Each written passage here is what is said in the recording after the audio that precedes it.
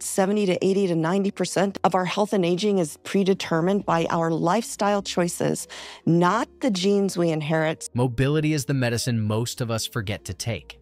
That's the central idea championed by board-certified orthopedic surgeon and longevity advocate Dr. Vonda Wright, and it's the backbone of what you're about to hear.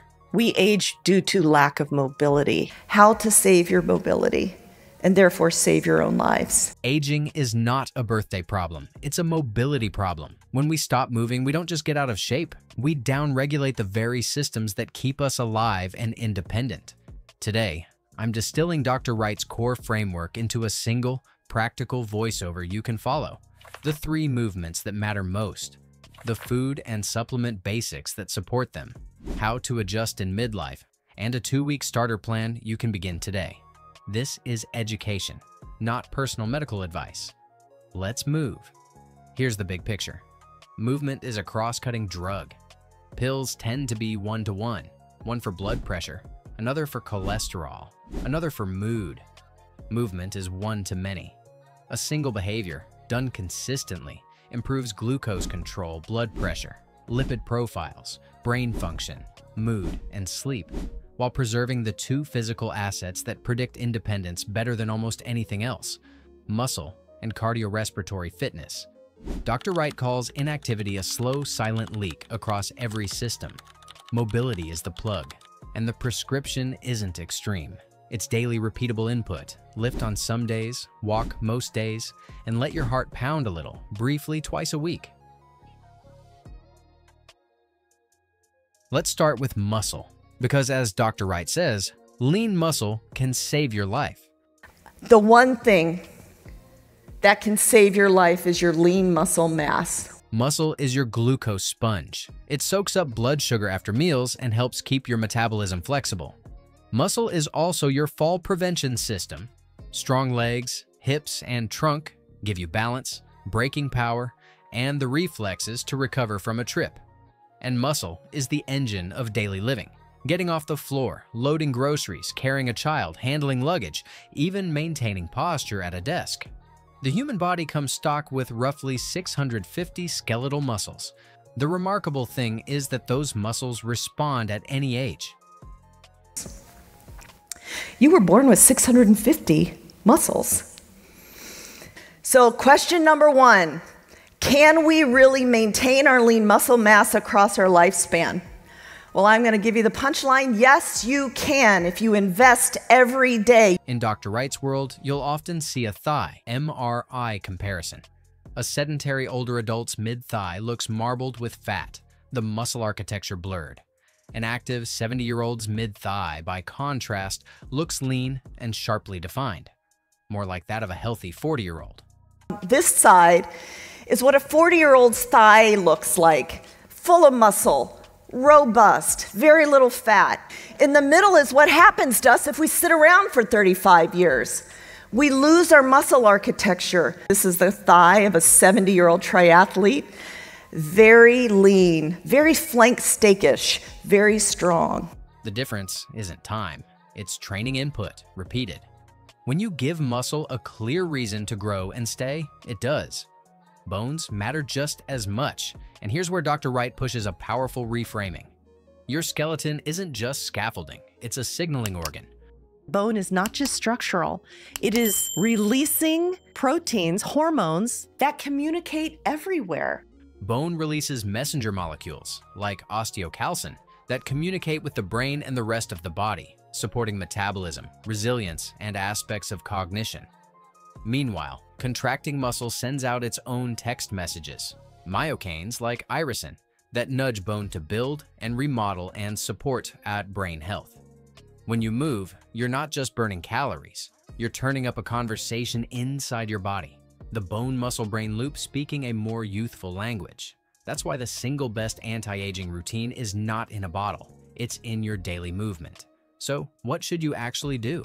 Dr. Wright's core playbook boils down to 3 movements that move the needle. Okay, here is your advice. 3 things only. Lift heavy for you, deliver smart impact to your bones, and get briefly breathless. Number 1, I want you to lift heavy weights. First, lifting. 2 to 3 times per week. Train the big four patterns: squat, hinge, push, and pull. Think goblet squats or barbell squats, hip hinges or deadlifts, presses, rows or pull downs. On your main lifts, perform 4 sets of 3 to 6 controlled reps. Then add 2 or 3 accessory moves like lunges, Romanian deadlifts, face pulls, push-ups, biceps, or triceps for 8 to 12 reps. Heavy is relative. It means a load you can move with impeccable form that feels challenging in the last 1 or 2 reps. Start light, nail technique, and add a little load or a little rep each week. Strong muscle acts as shock absorption for your joints.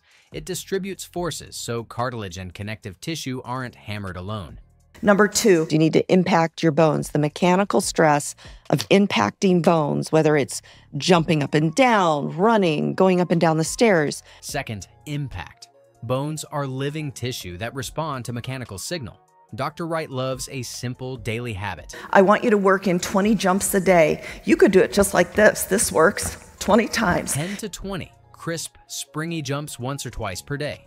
These are not max height box jumps. They're rhythmic, tall posture hops that send a short, clear, keep me strong message to your hips and spine. If your joints are grumpy, if you have known low bone density, or if you're returning from injury, scale the delivery, not the signal.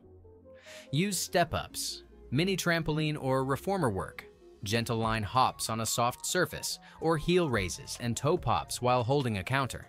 Over time, as tissues adapt, you can add a few more jumps or a little more vigor. The goal is consistent, brief mechanical stimulus, not maximal heroics. Third, cardio. Build a base you can sustain and add short, sharp bursts. There is a myth in this country that you have to gut it out and sweat it out in all these boot camps to get really healthy and fit. Not true. Most days of the week, walk briskly or cycle at a pace where you can still talk in short sentences. 45 to 60 minutes is a great target.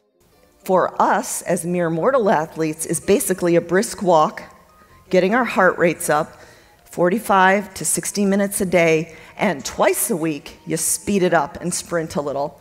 Twice a week, layer in breathless efforts, 30 seconds hard, followed by 2 to 3 minutes easy, repeated for 6 to 8 rounds. These short bursts are time efficient and punchy. They train your heart to accelerate and recover, and they often match the fitness and fat loss benefits of longer, grindy workouts without the time burden. Always warm up well, and if you're new or returning to training, start with incline walks or gentle pickups instead of true sprints. Your connective tissue will thank you.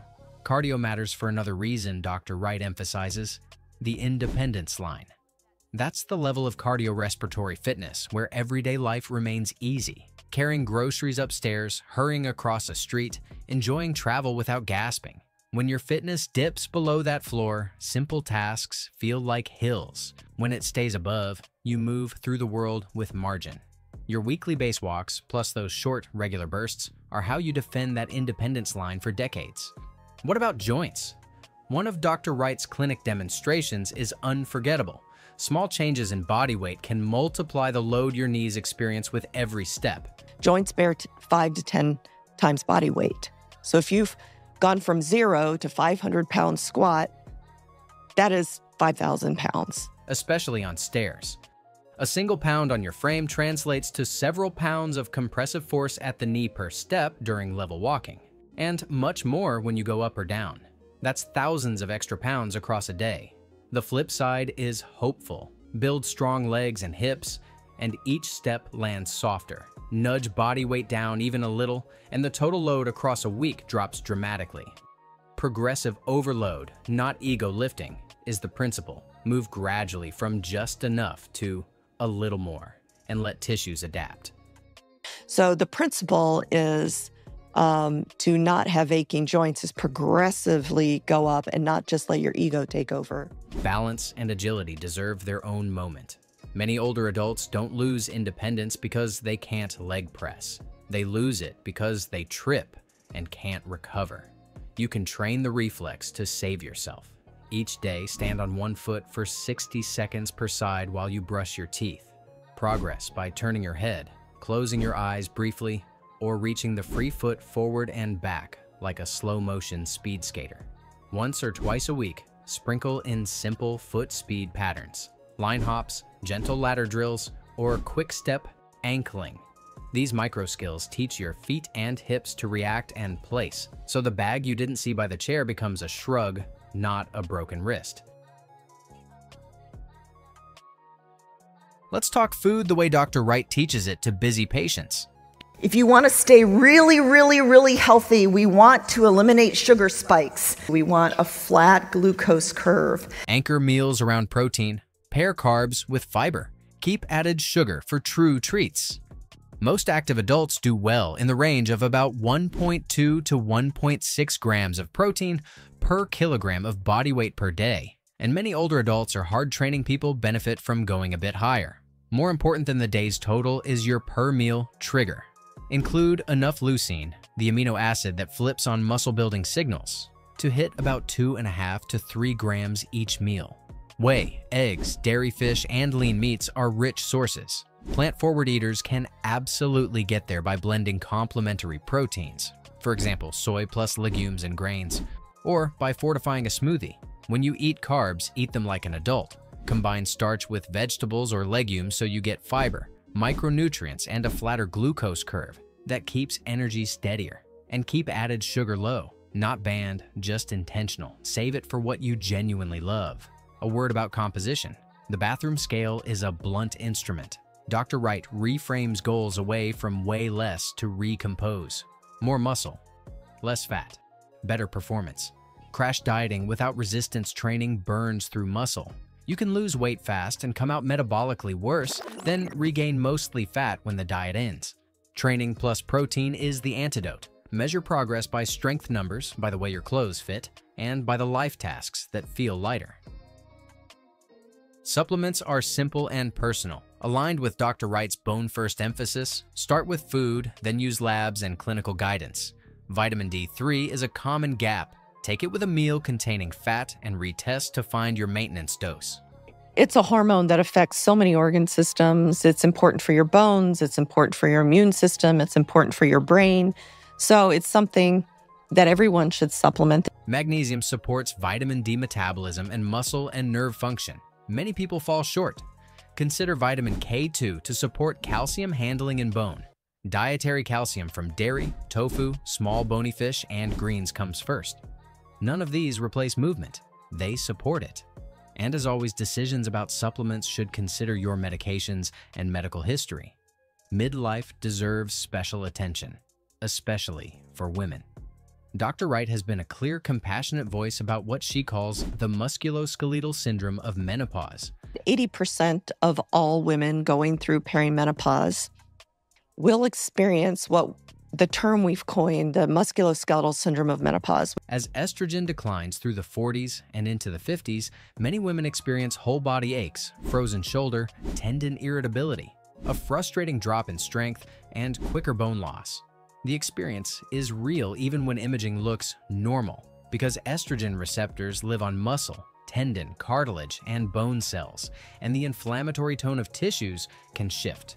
The playbook is practical and hopeful. First, have an informed conversation with your clinician about hormone therapy. Your history and risk profile matter, and the goal is to feel like yourself again while protecting bone, muscle, brain, and heart. Second, double down on strength and impact scaled to your body. That might mean goblet squats instead of back squats, step-ups instead of jumps at first, and a deliberate progression. Third, treat protein, sleep, and stress tools as prescriptions, not afterthoughts. Your body still responds powerfully. It just needs consistent, clear signals. We also need to talk about sitting. Dr. Wright often calls it a sitting epidemic. The sitting epidemic is we're spending, 10, 14 hours a day sitting in this position. It sends us towards a pathway of something called sedentary death syndrome. But the real villain is stillness. Hunter-gatherers sit plenty, but in squat rests and perches that keep muscles subtly active. Chairs aren't evil. Marathoning your chair time is. Build micro-movement into your day. Keep a timer for every 45 minutes. Stand, stretch, take 30 to 60 steps. Do a few calf raises. Take phone calls standing or while wall sitting. Keep shoes by the door and make 5-minute walks non-negotiable. This isn't about finding an hour, it's about never letting 3 hours disappear without a pulse of movement. Here's a 2-week starter plan inspired by Dr. Wright's approach. Simple, scalable, and designed to give you early wins. Week 1. Pick 2 strength sessions built around the Big Four. For example, Session A could be goblet squats for 3 sets of 8, Romanian deadlifts for 3 by 8, a dumbbell bench or floor press for 3 by 8, and a 1-arm row for 3 by 8 per side. Move slowly on the way down, drive with intent on the way up, and leave 1 rep in the tank. On 3 other days, take a 30 to 45-minute brisk walk or easy bike ride where you can speak in short sentences. Each day, sprinkle 2 sets of 10 easy hops or your low-impact substitute, and practice a single-leg balance drill for 60 seconds per side while you brush your teeth. That's it. No heroics, just deposits. Week 2. Run a second strength pattern. Session B might include a trap bar deadlift or conventional deadlift for 4 sets of 6, split squats for 4 by 6 per leg, pull-downs or assisted pull-ups for 4 by 6, and push-ups or an incline press for 4 by 6. Keep the 3 base cardio days and add 1 or 2 burst sessions. After a warm-up, go 30 seconds hard, then 2 to 3 minutes easy for 6 to 8 rounds. If you feel good, bump your total daily jumps up toward 20, always prioritizing crisp landings and joint comfort. Maintain the balance drills. If you live with osteopenia or osteoporosis, have a joint replacement, or struggle with balance, get medical clearance and choose the low-impact options until your clinician and your tissues say you're ready for more. Habits stick when we make them small, personal, and satisfying.